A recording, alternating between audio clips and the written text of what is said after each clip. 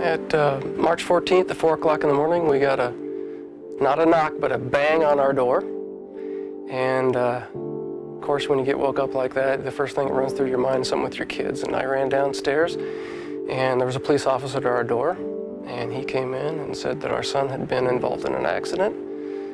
And the whole gamut of emotions flood through your system. And first of all, it's denial, because my son was home, but we found out later that he had snuck out for the night.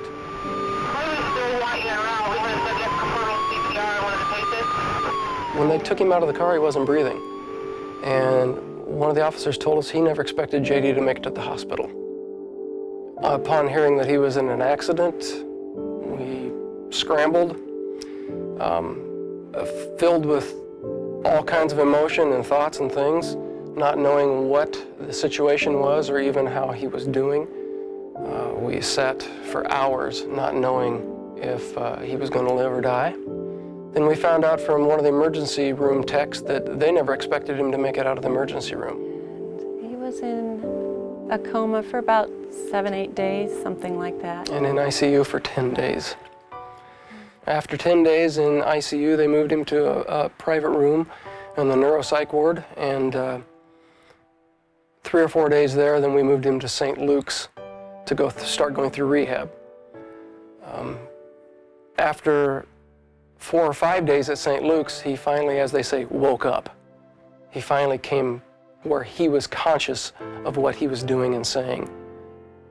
Obviously didn't remember anything about the accident. So after 3 weeks at St. Luke's, then we started outpatient physical, speech, and occupational therapy, which he's still doing to this day.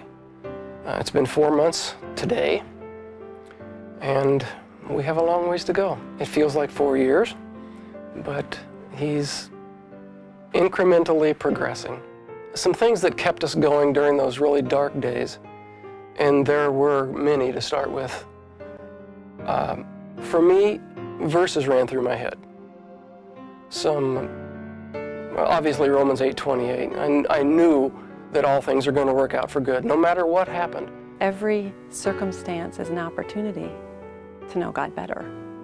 And that kind of steps one step further with Romans 8:28. You know, all things work together for good, so that means all of these situations are an opportunity. We had so many people showing us through that time affirmation, prayers, cards, gifts, visits, and people trying to uphold us, to give us the strength that we needed during a time when we couldn't sleep and not knowing what's going to happen to your son. Probably the hardest for me is letting go what was and accepting what is.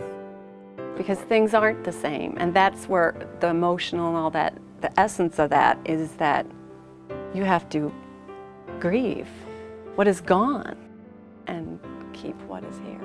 It is still tough. Even today, there's days that are still very emotionally draining. And not to say that some of those ugly emotions and things, that you're always joyous or always at peace, or not in a situation like this. But you have to be honest with those when they come. Yeah.